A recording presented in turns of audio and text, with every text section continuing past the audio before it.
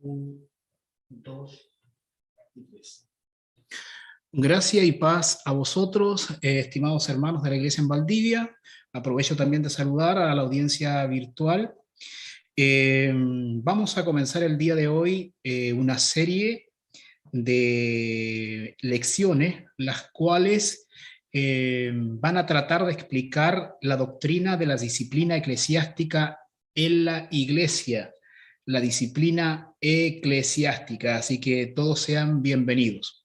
Son alrededor de 6 lecciones en las cuales, por medio de las cuales vamos a tratar de tener éxito por la gracia de Dios en esta empresa. Y el día de hoy vamos a responder a la pregunta que dice, ¿qué es la disciplina? Como usted puede ver ahí en la ponencia inicial, ¿qué es la disciplina? Esta es la lección número 1 correspondiente al módulo 1. Así que entremos en materia. Y como es mi costumbre, vamos a dar una panorámica para que usted más o menos entienda qué es lo que veremos el día de hoy. Por ende, nos remitimos al contenido de la presente lección. Comenzamos con la introducción característica. Vamos a ver 3 puntos. Es decir, la lección del día de hoy va a girar en 3 ejes temáticos que van a tener como misión traer luz al significado y a la respuesta de la pregunta que dice ¿qué es la disciplina eclesiástica? El punto número 1 es el concepto de la disciplina eclesiástica. Repito, el concepto de la disciplina eclesiástica. Punto número 2, las causas de disciplina eclesiástica.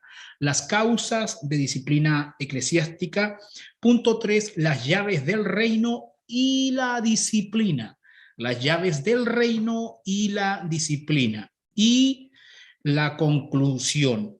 Frente a sus ojos tiene el contenido, que es la materia prima de lo que veremos el día de hoy. Y antes de pasar a la introducción propiamente tal, vamos a decir que la sociedad, pasar a la introducción propiamente no carece de disciplina en sus diferentes esferas. Por ejemplo, en el contexto de la familia existe la disciplina. En el contexto del gobierno civil también existe la disciplina. En este caso se manifiesta en el derecho penal.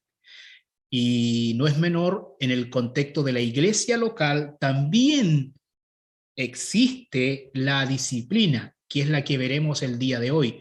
Es decir, en todas las esferas de la sociedad, tanto de la sociedad civil como la sociedad política, es necesario sistemas disciplinarios, ya que tanto en el mundo incrédulo como en el mundo creyente, por ejemplo, en el mundo incrédulo sabemos que están muertos en delitos y pecados, que hay una naturaleza caída, el hombre es corrupto de manera radical, por ende, son necesarias estas instituciones que manifiesten sistemas disciplinarios que sirven como freno para tratar con el pecado del hombre. Y en el creyente aún existe la naturaleza caída. Por ende, aún en el contexto de la iglesia local es necesario un sistema disciplinario. Y lo lógico es buscar el sistema disciplinario que nos brinda la revelación especial que es la Biblia. Es decir, una iglesia que no disciplina es una iglesia que está enferma. Se puede exponer la palabra de Dios, puede haber, entre comillas, mucha comunión, pueden tener muchas virtudes, pero si no se está aplicando la disciplina eclesiástica, es una iglesia enferma. Se dice que una verdadera iglesia, la iglesia existe para adorar a Dios, existe para que los hermanos sean edificados y existen para la evangelización del mundo, predicar el evangelio. Ahora, en cuanto a la edificación de los hermanos, tiene que manifestarse al menos 3 cosas. Una, la enseñanza del bautismo, la enseñanza de la cena del Señor y la doctrina de la disciplina eclesiástica. Pero no solo la enseñanza, sino la aplicación de la misma en el contexto de la iglesia local. Si no existen estas cosas, hay autores que dudan de que la iglesia sea una iglesia. Puede ser un club social, puede ser un grupo incluso de creyentes, pero no es una iglesia. De ahí la importancia del tema que estamos comenzando el día de hoy, la disciplina eclesiástica. A través de la experiencia de las iglesias en Chile, al menos, muchas iglesias antiguas aplicaban la disciplina, pero no basta con aplicar disciplina, sino cómo se aplica y qué tipo de disciplina se está aplicando. De ahí que tenemos que estudiar la palabra de Dios para saber qué es lo que se debe aplicar, el qué, el cómo, el cuándo, etcétera, etcétera. En la introducción vamos a comenzar con 3 frases de 3 autores. La primera frase es la de Jos Wiese, permítanme honrar el español, Jos Wiese. Este autor dice lo siguiente: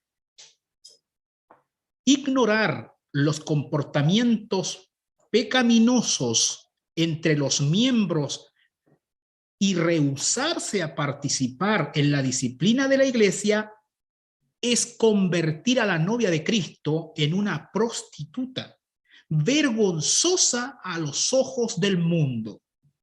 Es decir, si una iglesia puede tener muchas virtudes, pero si una iglesia no aplica disciplina bíblica, comienza a dar mal olor a la sociedad. Por ejemplo, un incrédulo debería decir, mira, en esa iglesia son pecadores, sin embargo son serios porque aplican disciplina. O sea, eso debería ser lo que el mundo debería leer de una iglesia local.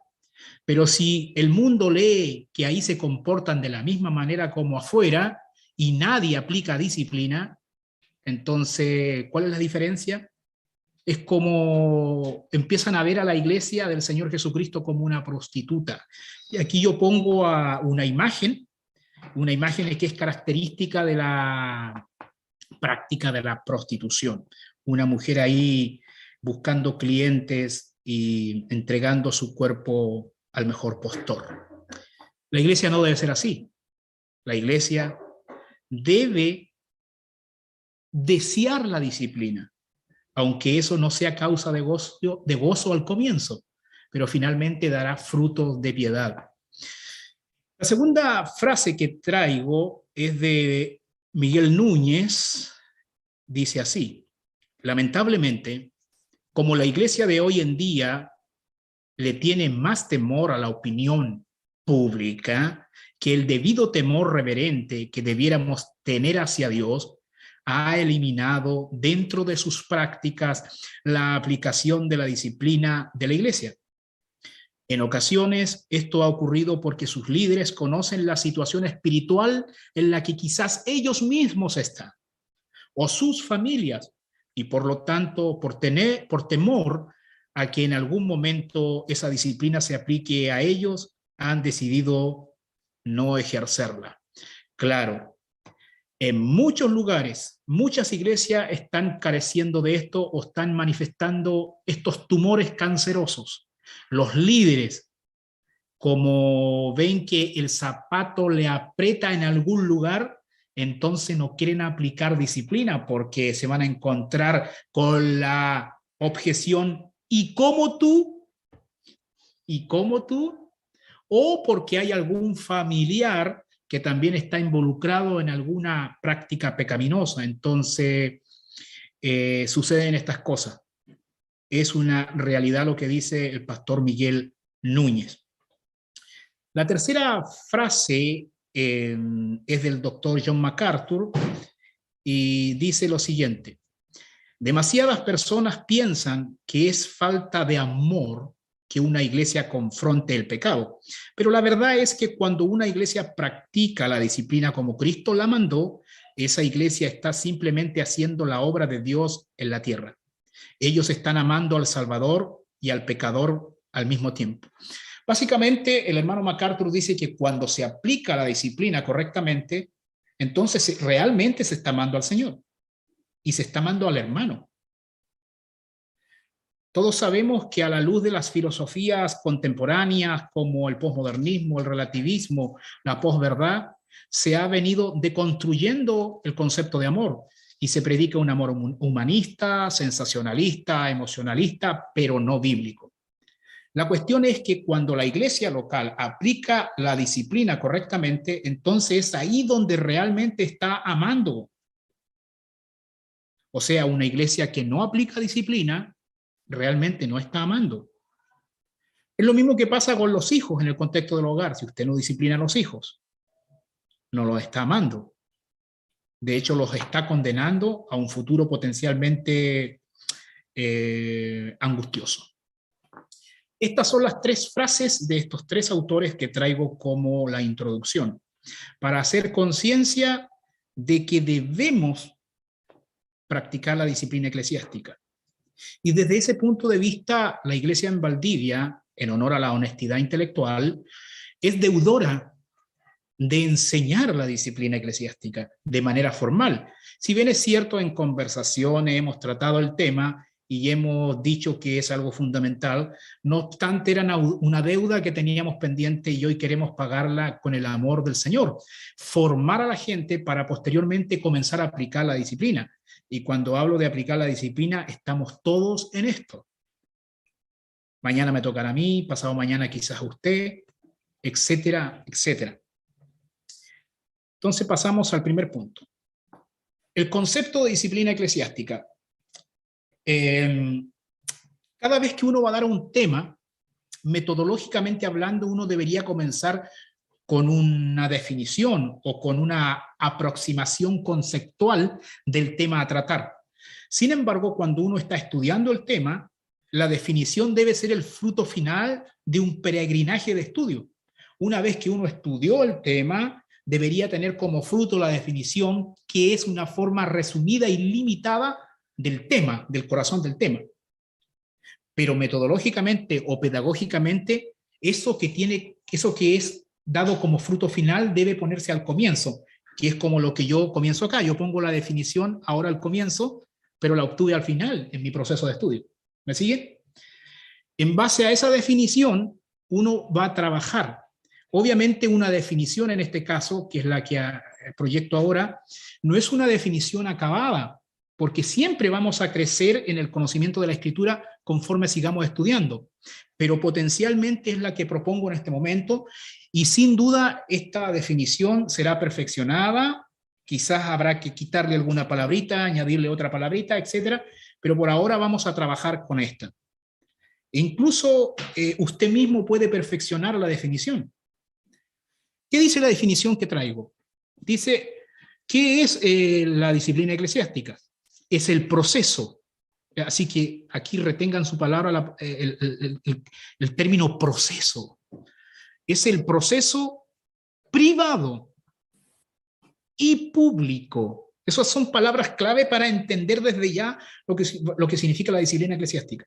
Es el proceso privado y público según corresponda, que se debe llevarse o que se debe llevar a cabo cuando un miembro de la iglesia local peca contra un hermano, desobedece doctrinas bíblicas y o causa división en la iglesia. ¿Son estas las únicas tres razones? No. Las otras están contenidas en el término etcétera. Eso significa que lo más probable es que veamos otras causas también, o quizás otras que están dentro de estas tres categorías, ¿ya? El propósito de este proceso es la restauración del hermano involucrado. Aquí pongo uno de los propósitos, no es el único. Desde ya adelanto que el propósito es glorificar a Dios, purificar a la iglesia, que los demás hermanos teman y en ese sentido se frenen en la manifestación de sus pecados y la restauración del hermano, etcétera, etcétera. Así que mantenga en mente esta definición, que si bien es cierto, lo más probable es que la vaya perfeccionando, como dije, conforme transcurran las lecciones. Al menos van a ser 6 lecciones, que es la propuesta inicial de este curso. Vamos a pasar al punto 2. Las causas de la disciplina eclesiástica. Las causas de la disciplina eclesiástica. Conversaba con el pastor David delante y les hablaba que en filosofía en este caso Aristóteles, propuso o hablaba de cuatro causas. Cuatro causas. Por ejemplo, la silla en la cual yo estoy sentado, si yo quisiera estudiar científicamente la silla en la cual yo estoy sentado, yo podría hacer cuatro preguntas a esa silla o buscar las cuatro causas. Se habla de cuatro causas. Causa número uno, por ejemplo, se habla de la causa material. Esto no lo tengo escrito acá, pero aprovecho de explicarlo. Se habla de la causa material. Vamos a ver qué significa la causa material. Se habla de la causa eficiente. La causa eficiente. Número dos. Número tres, la causa formal. Número tres, la causa formal. Y número cuatro, la causa final. La causa final. Cuatro causas. Es decir, cualquier cosa que usted quiera estudiar tiene al menos cuatro causas. ¿Ya? La primera causa, que es la causa material, responde a la pregunta: ¿de qué está hecha la silla? La primera causa, que es la causa material, responde a la pregunta: ¿de qué está hecha la silla? Y la respuesta sería, en este caso, si fuera una silla de madera, de madera. Esa es la causa material de la silla. La otra causa es la causa eficiente. Y la causa eficiente significa dar respuesta a la pregunta que dice: ¿quién creó la silla? ¿Quién creó la silla? En este caso, el mueblista. El mueblista creó la silla. Esa sería la segunda causa, la causa eficiente. La causa formal responde a la pregunta: ¿qué es la silla? Una silla. Esa es la respuesta, una silla. Y la última causa es la causa final, que es dar respuesta a la pregunta que dice: ¿cuál es el fin de la silla? Es decir, ¿por qué fue creada la silla? Entonces la respuesta a la pregunta ¿por qué fue creada la silla? Es para sentarse. Entonces, si nosotros aplicáramos estas cuatro causas o estas cuatro preguntas al tema de la disciplina eclesiástica, que es el objeto de estudio que estamos viendo en este momento, nosotros somos el sujeto cognoscente, es decir, el hermano o el estudioso de la Escritura, que está estudiando el tema de la disciplina eclesiástica. Entonces, si aplicáramos estas cuatro causas a nuestro tema, diríamos: ¿cuál es la causa material de la disciplina eclesiástica? Podríamos responder tentativamente: acción disciplinaria. Esa es la causa material. Es una acción disciplinaria. Eso es la disciplina, una acción disciplinaria. ¿Quién creó la disciplina eclesiástica o quién la instituyó? Jesucristo. Y eso lo vemos en el capítulo 18 del libro de Mateo. Jesucristo instituyó y creó la disciplina eclesiástica, ¿o no? Amén. Ahora, ¿cuál es la causa formal de la disciplina eclesiástica? Disciplina. Es una disciplina. Ahora, la última causa, la causa final. ¿Para qué se instituyó la disciplina eclesiástica? O sea, tiene que ver con los propósitos. Para que el hermano sea restaurado, para que Dios sea glorificado, para que la iglesia sea purificada, etcétera, etcétera. Vamos a ver varios propósitos que la Biblia revela. Se da cuenta que cuando usted tiene estas cuatro causas y abarca cualquier tema que usted esté estudiando con estas cuatro causas, el panorama queda clarito. Así que comience a usar en cualquier tema que estudie o exponga, abárquela de estas cuatro causas. De hecho, se da cuenta que los niños hacen esas preguntas: ¿y esto qué es, mamá? Mamá, ¿y esto para qué? Mamá, ¿quién hizo esto? Se da cuenta que los niños hacen esas preguntas. Entonces, vamos a ver las causas de la disciplina eclesiástica. Y vamos a ver, aquí vamos a ver tres causas, hermano, pero no son las únicas. De hecho, si seguimos estudiando la Biblia, seguramente nos vamos a encontrar con otras. Causa número 1, por causa de ofensa a un hermano. ¿Por qué debe aplicarse la disciplina eclesiástica? Por causa de la ofensa a un hermano. De repente alguien ofendió a un hermano, entonces es causa de la disciplina eclesiástica. Es causa de iniciar el proceso de disciplina eclesiástica. ¿Cuándo debe comenzarse un proceso de disciplina eclesiástica? Cuando haya un hermano ofendido, es decir, cuando un hermano pecó contra otro hermano.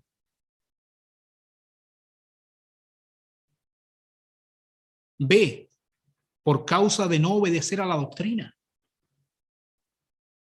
O sea, cuando hay un hermano de la iglesia en plena comunión que no obedece a la doctrina, estamos hablando de doctrina fundamental, que quede claro. No sé, porque alguien esté negando la doctrina de la Trinidad, por ejemplo, o la expiación sustitutiva de Jesucristo. Ese hermano está pecando contra la doctrina y debe iniciarse un proceso de disciplina con él. Y por causa de promover la división, un hermano que anda promoviendo la división o anda sembrando cizaña. Mire, hermano, si no existe un proceso de disciplina en la iglesia local, ¿qué es lo que va a pasar? Se promueve o se da lugar al chisme. Entonces el proceso de disciplina en gran medida nos protege del chisme, porque potencialmente todos nosotros podemos ser chismosos. Por ejemplo, si yo veo que un hermano anda pecando, no va a faltar que va a hacer conversación cuando tomemos 11. Mira, este hermano lo que anda haciendo.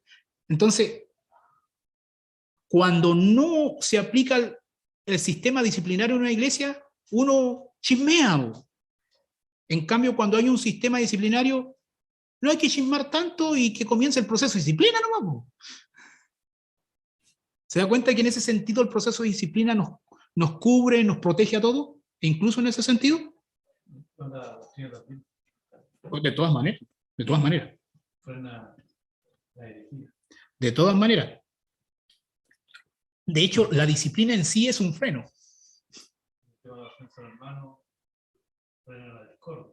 Frena la discordia y frena que empiecen a crecer raíces de amargura. ¿Por qué? Porque nosotros, en nuestra cultura donde no se aplica el sistema disciplinario, ¿qué es lo que pasa? De repente hay un roce entre un hermano con otro hermano. ¿Qué es lo que pasa? Claro, están enojados por un tiempo. Y después como que se olvidan. Y como que aquí como que no pasó nada y nos hacemos unos tontos y después incluso andamos riéndonos juntos. Pero en el fondo del corazón hay un resentimiento escondido, porque nunca se trató. En cambio, cuando se aplica disciplina, eso se trata. Ahora, vamos a ver que no por cualquier cosita hay que aplicar disciplina, porque también no tenemos que ser exagerados. ¿Por qué? Porque hay veces que el hermano va a pecar contra mí, pero el amor tapa multitud de pecados. Yo lo sobrellevo y lo perdono nomás, punto. Sin embargo, hay pecados que sí o sí necesitan que se inicie un proceso de disciplina, porque eso va a generar raíces de amargura. Ahora, una de las cosas bonitas de la disciplina, hermano, que después vamos a ver las etapas del proceso disciplinario, pero yo les adelanto lo siguiente. Cuando un hermano te confronta, a ver, cuando recién un hermano confronta a otro hermano, la disciplina no es causa de gozo, ¿eh? Pero después da frutos gloriosos. ¿Y qué es lo que pasa? Cuando un hermano te confronta, que de primera no puede haber causa de gozo, pero después terminas amando a ese hermano más. Porque se produce increíblemente una comunión. Porque, a ver, ¿qué es lo que pasa en un matrimonio? En un matrimonio, sí o sí, van a fallarse mutuamente en esta relación. En algún punto van a fallar, la esposa le va a fallar al esposo y el esposo le va a fallar a la esposa. No estoy hablando de fallas graves, estoy hablando de que Es obvio porque somos seres humanos y vamos a fallarnos en algún punto. Pero cuando hay perdón y restauración, hay mayor intimidad. ¿Por qué? Porque ya conozco tu debilidad. Es tan íntimo que ya sé que fallas, ya sé que eres débil en esto. Y tú sabes que soy débil en esto. Entonces, increíblemente, el proceso de disciplina causa más comunión cuando esto sale bien, porque van a haber irregularidades cuando uno aplica el sistema disciplinario. Así que estas al menos son 4 causas que tendrían que dar inicio a un proceso disciplinario. En las lecciones que vienen vamos a ver cuál es este proceso disciplinario. Ahora, yo quiero que entendamos que todo lo que vamos a ver en estas lecciones tienen que ser leídas a la luz del capítulo 18 del libro de Mateo. Porque el capítulo 18 del libro de Mateo es como la raíz, la matriz, el corazón del sistema disciplinario. Es decir, muchos versículos que están distribuidos en las cartas paulinas y que no deben violar sus contextos inmediatos, por cierto, sin embargo deben ser leídos a la luz de Mateo capítulo 18. Hay versículos que tienen que ver con cierta etapa del proceso disciplinario y hay otras que son transversales a todas las etapas. ¿Ya? Yo pongo esos lineamientos generales. Sigamos, veamos cada una de ellas. Por ejemplo, por causa de ofensa a un hermano. Aquí tengo Mateo 18:15, justo. Mire lo que dice. Por tanto, si tu hermano peca contra ti. Nosotros vamos a ver en detalle este capítulo, ¿eh? Así que tranquilo. Mateo capítulo 18, versículo 15 dice, por tanto, ese por tanto, los que han estudiado gramática saben que lo que se dice aquí tiene relación estrecha de lo que está dicho antes. Por tanto, si tu hermano peca contra ti, ve y repréndele estando tú y él solos. Si te oyere, ese es el condicional. Si te oyere, has ganado a tu hermano. Por causa de ofensa a un hermano. Aquí estamos evidenciando revelacionalmente, evidencialmente, una de las causas por las cuales debe iniciarse el proceso disciplinario. Y nótese que no es una sugerencia. De hecho, si no me equivoco, Mike Ricardí dice que este primer paso debería estar sucediendo todo el rato en la iglesia local. Debería ser lo normal, justamente para evitar los demás pasos. O sea, hermano, si de repente yo peco contra ti, ¿para qué permitir que se creen raíces de amargura? Tienes que venir y decirme que yo he pecado contra ti. Y el propósito de este primer paso es privado. Nadie más tiene que saberlo. Porque se tiene que proteger la reputación del hermano. Solamente lo saben las dos personas involucradas, el ofensor y el ofendido. Eso lo vamos a ver en detalle cuando veamos las etapas, ¿ya? Solo que estoy probando aquí que esta es una de las primeras causas, por causa de ofensa a un hermano. Ahora, vamos a ver después que hay una ofensa directa y hay una ofensa indirecta al hermano. Por ejemplo, si alguien peca directamente contra mí, es una ofensa directa. Pero si alguien peca contra un hermano, también me ofende porque yo soy parte del cuerpo de Cristo. Y vamos a ver que hay ofensas indirectas, eso lo vamos a ver en las cartas paulinas.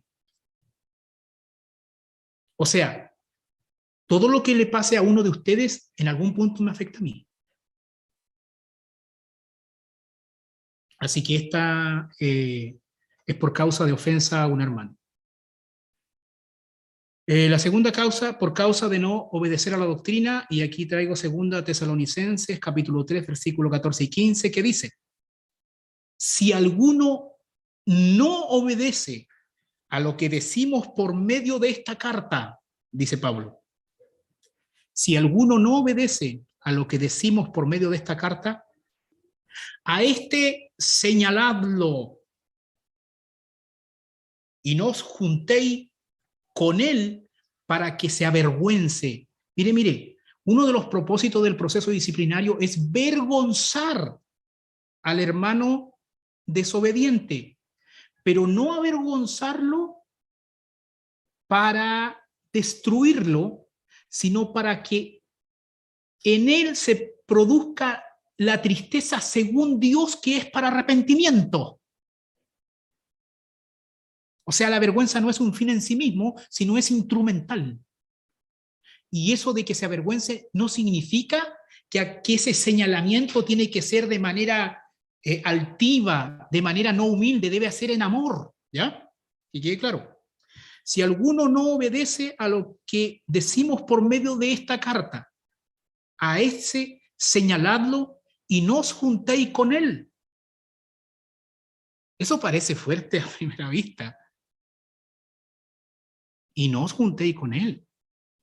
O sea, si alguien está desobedeciendo la doctrina, en este caso la carta del apóstol Pablo, bueno, aquí podríamos decir tanto doctrina como práctica, porque las cartas por lo generalmente tienen doctrina y práctica, ¿cierto?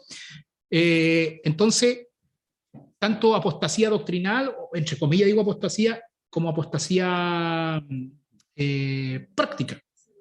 Si alguno no obedece a lo que decimos por medio de esta carta, a ese señaladlo y no os juntéis con él, para que se avergüence. Entonces uno aquí podría decirse, uno podría hacer una lectura a priori a la luz de nuestra matriz del sistema disciplinario, que es el capítulo 18 del libro de Mateo. Oye, pero ¿no que el primer paso era privado? ¿Qué está pasando? Porque aquí, ¿dónde está el primer paso, po? Entonces, dice, si alguno no obedece a lo que decimos por medio de esta carta, lo que pasa, hermanos, que aquí el apóstol Pablo está dando una carta a la iglesia, aquí ya la cuestión es pública, la otra ofensa era privada. Entonces, cuando la ofensa es pública, no es necesario comenzar por el primer paso privado, porque ya es público. ¿Me está siguiendo? Eso lo vamos a ver en detalle cuando veamos las etapas. Si alguno no obedece a lo que decimos por medio de esta carta, obviamente esa desobediencia es pública, a ese señaladlo y no os juntéis con él, pero no es, ese no juntéis con él no es porque tenga tiña en el sentido negativo, bueno, en realidad ha pecado y está en peligro, pero ese no os juntéis con él es para que en alguna medida se sienta solo y sea restaurado, se sienta, sea llevado al arrepentimiento por la obra del Espíritu Santo. De hecho, hay un escritor que dice que cuando ya se comunica a la iglesia en general del hermano que no se ha querido arrepentir y sigue pecando, se dice que los miembros en plena comunión deberían apartarse de él y deberían acercarse a él solamente para decirle, ¿te has arrepentido, hermano? Quiero que vuelvas a la comunión de la iglesia. Hasta ahí nomás, nada más. Y dele. Y el otro de la otra esquina, hermano, quiero que vuelvas a la comunión de la iglesia. ¿Te has arrepentido? De ahí toda la iglesia participa del proceso disciplinario. Y también, cuando la iglesia participa del proceso disciplinario, esto es disuasivo para el mismo hermano, para los mismos otros hermanos, porque también me frena, porque en algún momento la cuestión se puede volver para acá. En ese sentido, la iglesia es purificada, ¿me sigues? Es como que todos nos tiramos las riendas. Hay un sentido de pertenencia. Y ahí como que ya empieza a tiritar el espinazo porque, esta cuestión es en serio, parece. Y ahí estamos recién entendiendo el sentido de comunidad de la iglesia, el sentido de cuerpo. Decimos por medio de esta carta, a ese señaladlo y no os juntéis con él para que se avergüence, mas no lo tengáis por enemigo, sino amonestadle como hermano. O sea, ya no nos vamos a poder juntar a tomar esas oncecitas ricas. Ahora, si tú sigues viniendo al servicio, obviamente no se le va a cerrar la puerta, pero después al final no me voy a juntar contigo, a no ser que sea para amonestarte, para ministrarte, para exhortarte, hermano. ¿Sigues en desobediencia? Hermano, te echo de menos, arrepiéntete, por favor. Vuelve a la comunión de la iglesia, porque siempre el objetivo es la restauración del hermano. Mirándose a uno mismo. De hecho, soberanamente y providencialmente, cuando a veces la disciplina se ha aplicado con soberbia, a veces Dios soberanamente permite que aquellos que aplican la disciplina caigan en el mismo pecado. Para que entendamos que nosotros igual podemos caer. Y en ese sentido, Dios soberanamente hasta usa el pecado para hacernos humildes, porque a veces nuestro orgullo farisaico está por las nubes. Nuestro orgullo legalista. Más no lo tengáis por enemigo, sino amonestadle como hermano. Estos versículos los vamos a ir viendo más adelante en las otras lecciones y vamos a ir sacándole todo el jugo porque vamos a irlos abarcando de varias dimensiones, ¿ya? Aquí solamente estamos probando, por causa de no obedecer a la doctrina, se debería iniciar un proceso disciplinario. Aquí de fondo hay que entender que una cosa es que el hermano no entienda una doctrina y diga, hermano, todavía tengo duda en esto. Eso es otra cosa. Yo estoy hablando de una rebelión doctrinal, que hay una persona en rebelión doctrinal. Porque no está obedeciendo, literalmente, y no está obedeciendo lo que ya se le enseñó. Correcto, correcto. Y cuando, bueno, esta carta, dentro de su contexto, a lo mejor estamos haciendo que le están haciendo a una iglesia. O sea, estamos hablando como del tercer paso de la disciplina. Sí, porque ya es público. O sea, ya se invitó a la iglesia a participar de la disciplina. ¿Bien? Y lo señalen, o sea. Correcto. O sea, exhórtenle, díganle esto, etc. Por causa de promover la división, dice Tito 3:10, al hombre que cause divisiones después de una y otra amonestación, deséchalo. ¿Aquí en qué parte del proceso está? O sea, entonces aquí hay que tener sabiduría y mucho tacto para discernir estas cosas. Ahora, a veces el proceso disciplinario, que lo vamos a ver a la luz de Mateo capítulo 18, del 15 al 22 más o menos, hay que entender, hermano, que el proceso disciplinario hay que leer muy bien una situación para aplicar el proceso disciplinario y en qué momento aplicarlo, porque hay veces que el pecado es tan grave que el proceso disciplinario debe avanzar rápido. Porque la idea es cuidar a la iglesia, la pureza de la iglesia. Y hay veces que no es tan grave, entonces hay que dar más tiempos. Eso tiene que ver con la sabiduría de los que están llevando adelante el proceso disciplinario.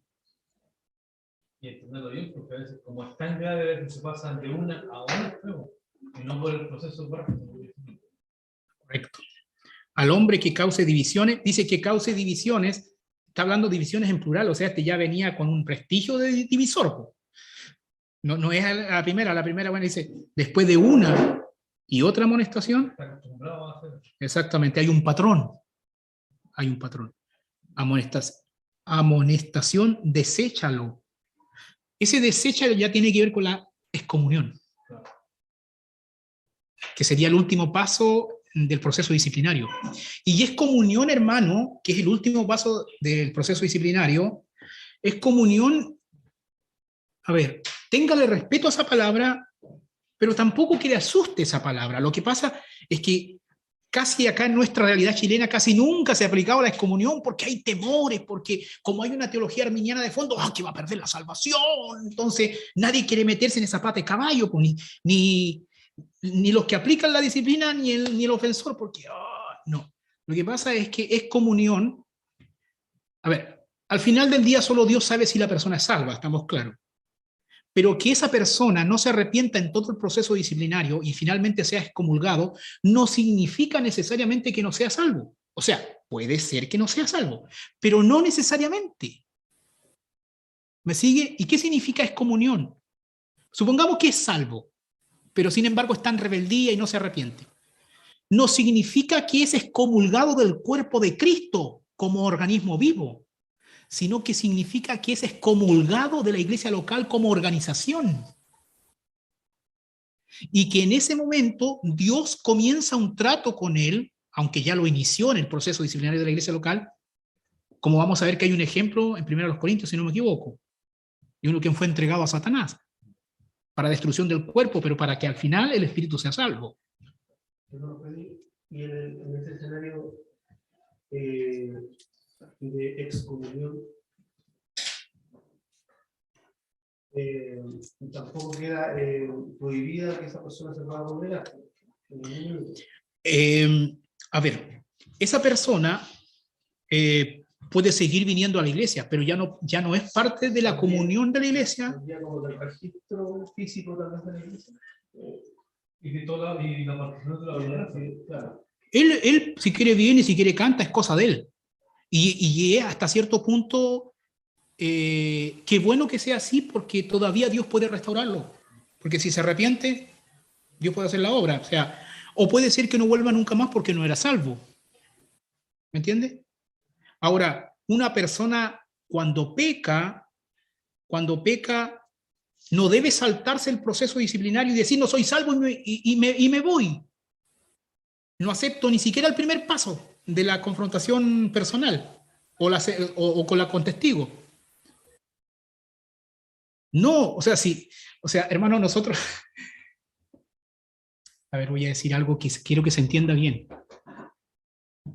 Nosotros debemos, por la gracia de Dios, de tratar de ser buenos cristianos, ¿cierto? Pero si yo voy a ser un mal cristiano, cuya cosa yo no promuevo ni recomiendo, pero estoy hablando de una ilustración hipotética, que sea consecuente. O sea, si yo me voy a descarriar, yo quiero que me descomulguen. ¿Me entiendes o no? Porque yo llevo mi rebeldía. ¿Por dónde tiene que ir la rebeldía? ¿Me confrontan personalmente? No. ¿Con testigos? No. ¿A la iglesia? No. Excomulgado. O sea, como digo siempre, si vamos a ser rebeldes, seamos desiertos.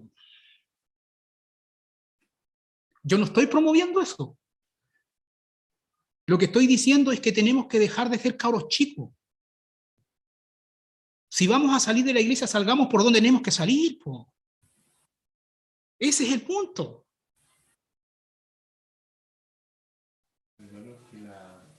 La rebeldía en sí dentro de la iglesia tiene un enemigo, ¿sí? Y obviamente él quiere destruir la iglesia y va a buscar los medios a través de vehículos que necesariamente son las personas para introducirse y poder hacer daño a la iglesia. Y por ende, o sea, las personas no sé si puedan llegar a ese punto que usted dice de decir, de demostrarse que es más cristiano. Sí, se entiendo. Porque a veces las personas, nosotros mismos, de repente nos prestamos para que el enemigo nos use. Sí, entiendo, hermano. No sé si sí, entiendo el punto. Y de hecho es la gran mayoría de las experiencias en las iglesias. Que los que se van de una iglesia salen por la ventana. Sí, eso es la experiencia de la gran mayoría. Pero el punto es otro. El punto es que la rebeldía, cualquiera que sea la manifestación de la rebeldía, es la iglesia local que debe aplicar el proceso disciplinario. Es decir, si un hermano no quiere nada conmigo, que sea porque no quiere nada conmigo, no porque yo no apliqué el proceso. ¿Me sigue? Eso significa que si un hermano X se va por X razón de una iglesia, el pastor o el ministerio pastoral debe perseguir, o sea, es fuerte la palabra perseguir, pero lo digo entre comillas. Perseguir su restauración. Debe perseguir su restauración. Esa es la palabra correcta. Debe perseguir su restauración. Ahora, si en esa persecución ya no hay nada más que hacer, bueno, no hay nada más que hacer, pero no fue porque los pastores no hicieron su labor. ¿Me está siguiendo? O sea que la disciplina es como el filtro para descubrir a, digamos, a los buenos cristianos o a los malos cristianos. En un sí, en algún sentido sí, pero el propósito primario es la restauración del hermano. Ahora, por defecto, puede que uno descubra en la práctica que nunca fue salvo. Puede ser. Que es lo que no decíamos. ¿Me entiendes? Entonces, se está dando cuenta que la cuestión de la iglesia local, y yo lo digo poniéndome también en el mismo lugar, porque no hablo desde una superioridad moral, estamos todos en esto. ¿Me entiendes? No hablo de un monte de altivez como que el hermano perfecto, no. De hecho, todos necesitamos de la disciplina. ¿Me capta? Todos necesitamos de la disciplina porque en alguna medida es un medio de gracia que nos frena. Y a la luz de esto, o sea, si nosotros vemos la realidad chilena, o sea, la iglesia está coja hace rato. Sí, adelante. Mire, yo hay una pregunta a raíz de lo mismo que está tomando la razón. ¿Por qué razón cree usted que es más común que no se aplique justamente en la iglesia chilena la excomunión o la disciplina en sí que pueda ser causada al final de una excomunión? Yo notaba, no sé, dentro de las alternativas, por temor a lo que usted dijo delante, a que el hermano pueda perder su salvación, ese falso temor en el fondo, o el más común que pudiese darse por la conducta tal vez pecaminosa de los mismos líderes. De la inconsecuencia de los que aplican la disciplina. Bueno, ambas son razones. Pero digamos, de lo que conocemos hoy día como iglesia en Chile, la tradición de la iglesia evangélica en Chile. Mire, yo creo, sin negar, en mi opinión, aquí ya es mi opinión personal, porque es tratar de leer el fenómeno de la situación chilena. Yo creo que sin negar que la gran cantidad de las razones son por inconsecuencia de los que van a aplicar la disciplina, pero creo que la mayor cantidad de veces es porque hay una teología arminiana detrás que causa temor y por eso no se termina aplicando esa excomunión, cuando debería. Entonces igual se podría entender de que la aplicación de pronto, o hay una mala aplicación de la disciplina también dentro de lo poco disciplinado que pueda ser una iglesia o una iglesia en Chile, también está mal aplicada la disciplina. Correcto, y eso es lo que vamos a intentar ver, que no solamente hay que disciplinar, sino que la Biblia nos revela el cómo debemos hacerlo. Tiene sentido con lo que decía Erwin, por ejemplo. No es el propósito de la disciplina, pero sí el fin, en el fondo, de purificar la iglesia, de conocer si verdaderamente los que están solos no son creyentes. Porque un creyente, independiente en el proceso, en el primero, en el segundo, en el tercero, incluso puede llegar hasta el cuarto, si es creyente, va a ser restaurado, como nosotros vemos en 1 Corintios, por ejemplo. Y es que de hecho, por ejemplo, por un lado...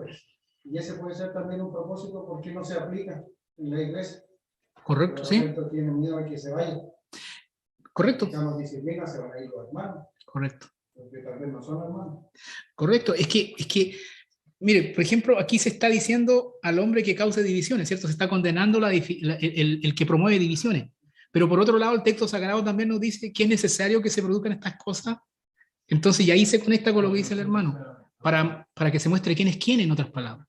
Y en ese sentido, también es para que el que no es, aunque parezca duro, sea apartado. Podría entenderse igual entonces con ustedes de que la mala aplicación de la poca disciplina en la iglesia chilena es un fenómeno también para retener a los miembros del fondo. Correcto. La atención, bueno, la mala aplicación de la teología, como lo decía anteriormente, una visión, una corriente distinta a lo que la escritura pueda estar planteando, o plantea, no puede ser que plantea,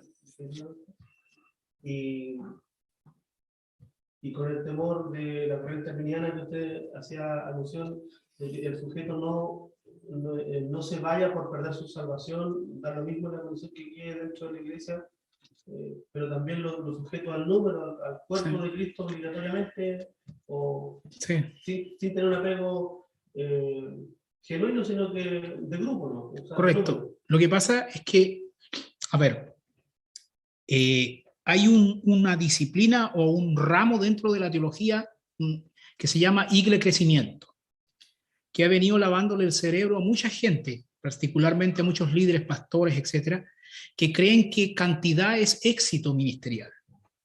Entonces, ¿quién tiene más gente en sus iglesias locales saca más pecho ante los otros pastores de la misma ciudad, por ejemplo, y se muestra y se promueve como exitoso?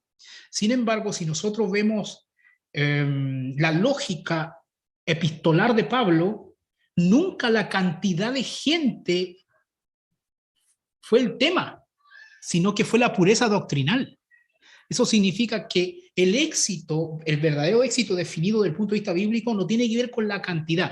Todos queremos que Dios salve a mucha gente, pero el éxito Dios no lo define de esa manera, sino que lo define más que por cuantitativos, más por cualitativo, por la gracia de Dios. Es decir, puede haber una iglesia pequeña, pero sana doctrinalmente, que aplica disciplina, etcétera, etcétera, que cumple las ordenanzas bíblicas. Entonces, el crecimiento ha promovido este falso sentido de éxito, y además súmesele a ese el orgullo, porque se promueve que el pastor que tiene masas es el pastor exitoso. Nada en contra de las masas per se, porque es deseable que Dios salve a mucha gente, pero la cantidad no es un fin en sí mismo.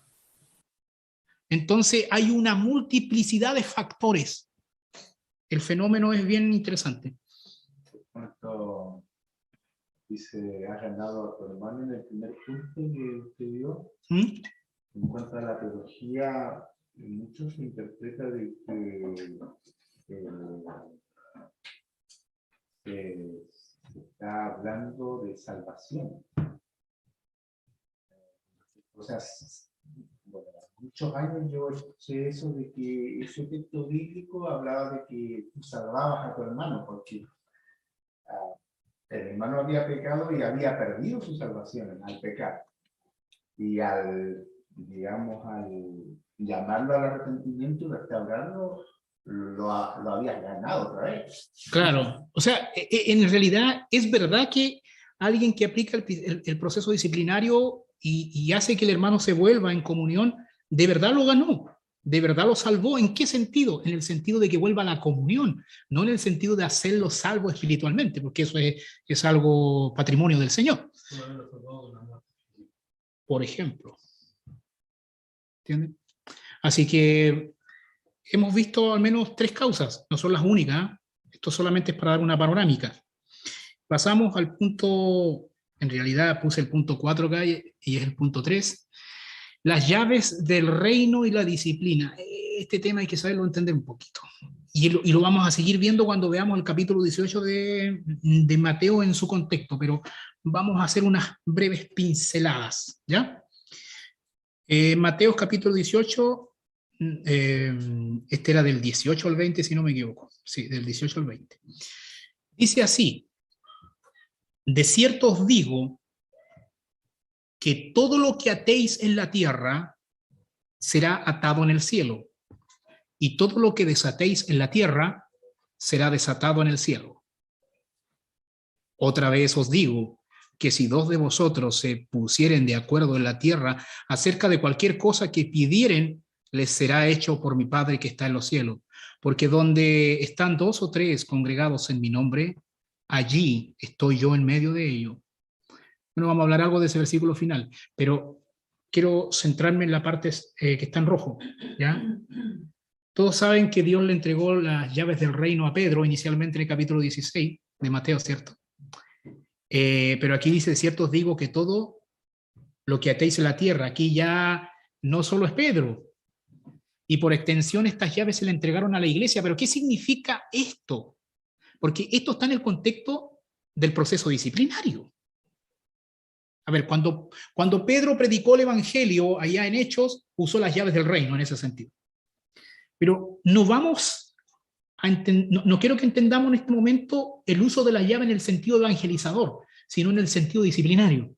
¿Me sigue? Ahora, Roma dice básicamente que la iglesia es el reino. Eso no es, no significa eso. No significa eso. ¿Qué significa entonces? ¿Significa que la iglesia establece el reino en la edad presente? Bueno, los dispensacionalistas ahí levantarán la mano para objetar automáticamente.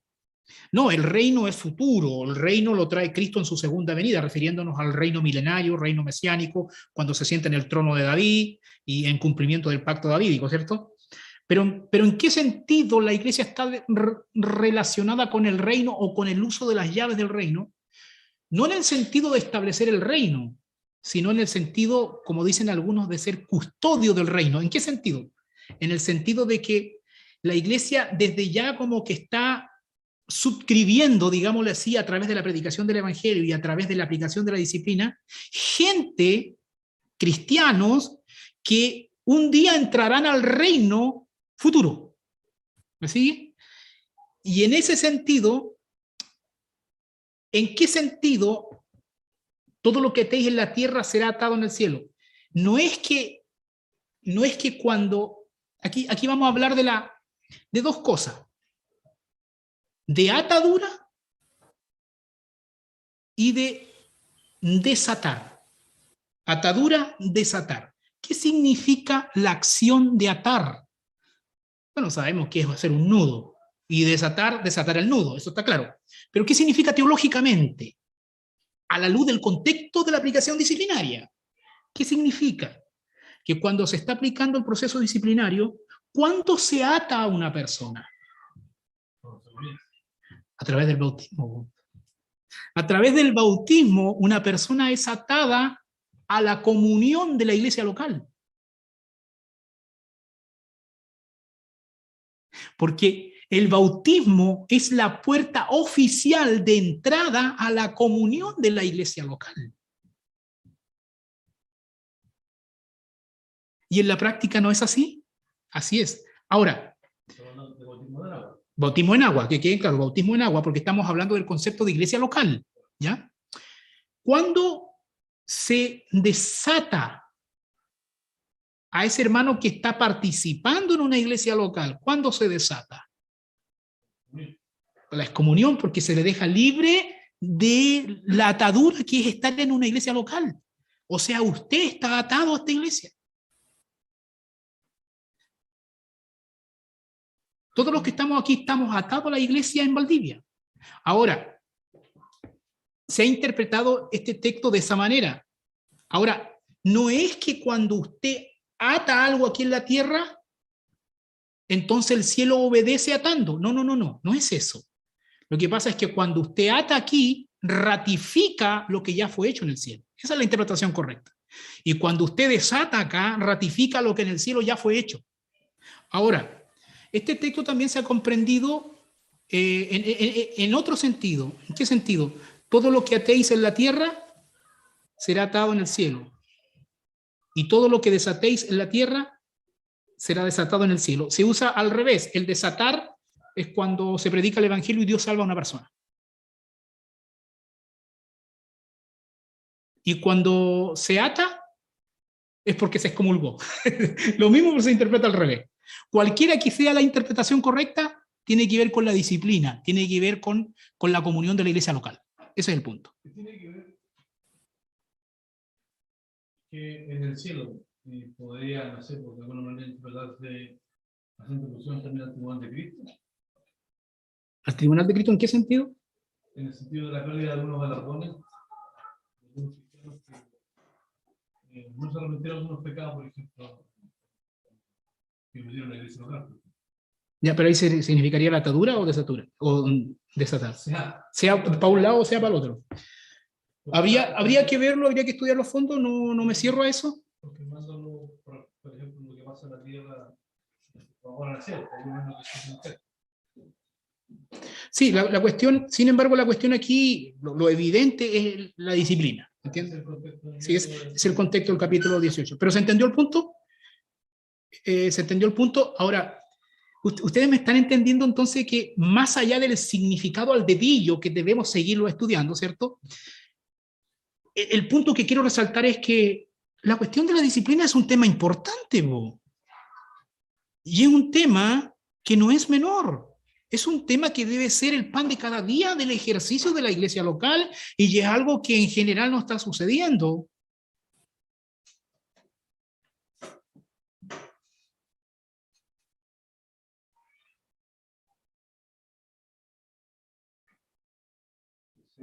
Ese atar y desatar compromete la salvación que Dios entrega al individuo. No, aquí estamos hablando de la iglesia local, de la comunión de la iglesia local. Ahora, puede ser, del punto de vista soberano, puede ser que el tipo sea salvo o no sea salvo, pero eso ya es materia de Dios. Aquí lo que se está refiriendo es a la comunión o no comunión de la iglesia local. En cuanto a la aplicación de la disciplina, a ver, si nosotros aplicamos excomunión a una persona y si esa persona nunca más volvió, claro, por defecto sabemos que lo más probable es que nunca fue salvo, ¿cierto? Pero no es el punto es comunión o descomunión de la iglesia local. Porque sabemos que en el contexto de la iglesia local puede haber gente salva, como no puede haber gente salva. Y puede haber gente salva que cae en rebeldía y después es restaurada, como puede haber gente no salva que finalmente la excomunión no volvió más. Pero aquí no se está hablando del cuerpo universal de Cristo, que es la iglesia como un organismo, que es todos aquellos que han sido bautizados en el cuerpo de Cristo, en ellos no pierden la salvación. Lo que pasa es que cuando hay una teología arminiana, se cree eso, que esto de atar y desatar tiene que ver con salvación. Entonces, justamente ese es un temor de por qué no se aplica el proceso disciplinario. Sobre tu comentario, yo he oído no muchos años atrás que el contexto de Mateo 18:8, o sea, 18:8 al 20, antes 18 en realidad, lo particular está ligado al atar o desatar el demonio. Claro, ahí se va en otra interpretación más carismática y sensacionalista, sí. Existen muchas interpretaciones. Tal vez es más común, como siempre me gusta pensar en la iglesia en Chile, Sí. Es más común oírlo en ese contexto. Mire, Todos los altares en la tierra. Claro, ahora eso no es, porque el contexto demanda disciplina eclesiástica. En el contexto, cuando uno estudia el contexto del capítulo 18, no está hablando de demonología, está hablando de disciplina eclesiástica. Entonces, ahora, la cuestión de las llaves del reino se puede usar en el sentido de evangelización, y ahí ya tiene que ver básicamente cuando alguien predica el evangelio y Dios salva, ahí ya tiene una aplicación ya de salvación. Pero aquí no estamos hablando de salvación, estamos hablando de disciplina. Lo mismo pasa con el versículo 20. Donde están dos ustedes congregados en mi nombre, allí estoy en medio de ellos. También debe leerse la luz de disciplina. Claro, lo que pasa, mire, este texto, de hecho, yo de buena fe, digo de buena fe entre comillas, porque desconfío de mí mismo igual, puede haber algún pecado oculto que ni me he dado ni cuenta. En el pasado usaba como justificación esta última parte del versículo para andar como un llanero solitario, creyendo que aunque nos juntemos tres, total me estaba congregando. Entonces calmaba un poco mi conciencia y si viene uno, no lo disfrutaría. Claro, de todas maneras. Ahora, si bien es cierto, en ese tiempo yo buscaba la pureza doctrinal y creo que soberanamente aún Dios usó ese mal concepto mío, para librarme de ciertas congregaciones totalmente desviadas doctrinalmente. Pero en realidad, eso que dice, porque donde están 2 o 3 congregados en mi nombre, allí estoy en medio de ellos, eso se da en una reunión, en una de las etapas del proceso disciplinario, que Cristo está y avala el proceso disciplinario. De hecho, es una reunión con Cristo en ese sentido. Ahora, pero eso en sí no es la iglesia, ¿me entiendes? Es una reunión disciplinaria que es parte de la iglesia, pero no es la iglesia en sí. Así que nadie use este versículo como excusa de que se congrega en su casa con su familia y que tiene una iglesia, para no congregarse en una iglesia formalmente como organización. Ahora, respeto cuando una iglesia se está formando, se entiende, pero Pero en realidad una iglesia, como la entiende el Nuevo Testamento, y más que como la entiende, sino como se revela en el Nuevo Testamento, es una iglesia donde se practica el bautismo. Bautismo en aguas me refiero, donde se practica la cena del Señor, donde se practican las ordenanzas bíblicas, donde hay un cuerpo de ancianos que han cualificado, donde hay miembros sujetos en piedad y en amor a esa organización, y donde se aplica la disciplina eclesiástica. Pero curiosamente, estas iglesias donde hay 2 o 3, y con la excusa de que Cristo está con ellos, no veo bautismos, no veo cena del Señor, no veo disciplina eclesiástica. Entonces no son iglesias, son cualquier cosa menos iglesia. Sin negar el comienzo de una iglesia, que quede claro, ¿eh? Y sin negar a aquellos hermanos que puedan estar pasando por un proceso donde están buscando una iglesia realmente donde se enseñe la palabra de Dios, donde no sea perfecta, por cierto, pero donde el norte sea la palabra de Dios, que también hay hermanos en esa situación. Pero ya si pasan 15 años, 10 años, 8 años y estamos con la excusa de que estamos buscando, es que es porque nos gusta hacer el llanero solitario, no me acuerdo. Y como dijo un escritor por ahí, mira, si no encontráis una iglesia bíblica, bueno, fúndala, po. No tienes excusa. La cuestión es que tienes que congregarte en un modelo bíblico de iglesia. Así que... Una pregunta, no sé, entendido que el bautismo es la puerta de entrada a la iglesia local. Bautismo en agua, en agua. Sí. A la comunión de la iglesia local. ¿Qué sucede en el momento de la excomunión del hermano y su retorno arrepentido a la iglesia? No, en ese sentido hay que recibirlo. Asumamos que fue excomulgado y asumamos. Se agotaron todas las instancias. Sí. Dios trató de una manera individual, personal, tal vez. Sí, sí. Y luego vuelve y manifiesta su arrepentimiento. ¿Qué sucede ahí con la puerta de entrada a... No, en ese sentido no se va a volver a bautizar. No. Eso evidencia que el hermano siempre fue salvo. Eso está evidenciando frutos de arrepentimiento. ¿Y qué tiene que hacer la iglesia en ese contexto? Tiene que hacerlo público, tiene que perdonarlo públicamente y recibirlo con los brazos abiertos. Lo que pasa es que en el proceso disciplinario, uno a veces entiende que, a veces o por ignorancia cree que el último paso de disciplina bíblica termina. Pero el último paso de disciplina bíblica, Dios sigue actuando. Es extensivo. Claro, Dios sigue obrando. Entonces, puede ser que el abandono de la congregación llame al arrepentimiento en ese proceso también, ¿no? Sí, todo el rato. También, claro. Entonces, el proceso nunca termina, porque si es hijo de Dios, Dios lo va a traer igual. Correcto. Si cuando hablamos de excomunión de la iglesia local, no hablamos de que deja de ser parte del cuerpo de Cristo si es que fuera salvo. Porque si es parte del cuerpo de Cristo, Dios sigue obrando. De hecho, el ejemplo de esta persona de 1 Corintios fue entregado a Satanás. O sea, es como la última parte. Podríamos decir que incluso hay una última etapa que podríamos decir en el cual incluso Satanás es usado instrumentalmente. Pero eso hay que esperar que suceda porque uno no puede empezar a especular. Uno tiene que seguir orando, ¿no? ¿Me entiendes? Hermano, pero cuando es expulsado de la comunión de la iglesia, ¿el trato debe ser como un creyente?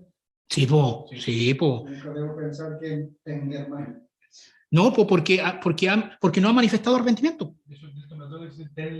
Y publicano. O sea, hasta mientras no manifiesta arrepentimiento en la lógica oficial, no es mi hermano. Más allá de lo que pudiera estar sucediendo en la parte invisible, porque eso ya es patrimonio de Dios. No, es claro, tenle por publicano y gentil. Pero tenle porque es lo que uno ve. ¿Entiendes?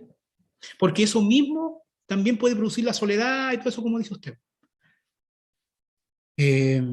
Entonces, eso, y conclusión del tema de día de hoy, vamos a ver Proverbios 27:6, dice, hay muchos proverbios, esto yo traje algunos, ¿no? Proverbios 27:6 dice, fieles son las heridas del que ama, pero importunos los besos del que aborrece. Fieles son las heridas del que ama. O sea que cuando hay un hermano que ha pecado contra ti, sea en el aspecto público o privado, eso sea, hay que ver, hay que leer bien cada situación, hay que herirlo con amor. Y no caer en ese amor fantasioso humanista, tengo mi chiquillo por acá y como a avivarle la cueca y sigue en pecado. No, pero importuno los besos del que aborrece. Lo que pasa es que de repente, hermano, nosotros nos creemos más sabios que Dios.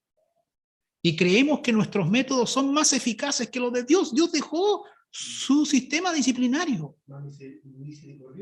Exactamente. Hay que aplicar y ver que Dios obra, porque no nos olvidemos que si bien es cierto, Dios aún nos levantó como profetas, apóstoles, evangelistas, pastores y maestros, a fin de perfeccionar a los santos para la obra del ministerio, pero al final del día, quien edifica la iglesia es el Señor. El proceso de disciplina que Dios ha establecido a través de la Escritura es más misericordioso que nuestro humanismo, Correcto. porque el producto va a restaurar y a salvar al hermano. El producto de nuestro emocionalismo y humanismo lo va a hacer que se pierda. Correcto. Y no nos extrañemos, el hermano se ofende, se siente mal cuando uno lo llama al arrepentimiento, porque ese es el resultado del no arrepentimiento. De hecho, debería ofenderse. O sea, lo raro es que no se ofenda, porque la disciplina no es causa de gozo al inicio.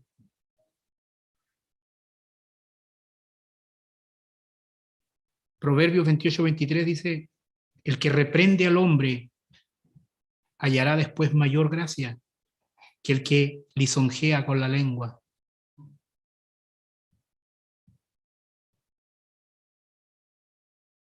Es increíble que de acuerdo a la práctica contemporánea, la Biblia dice todo, la Biblia en realidad no está al revés, la Biblia está al derecho. Son nuestras acciones las que están al revés.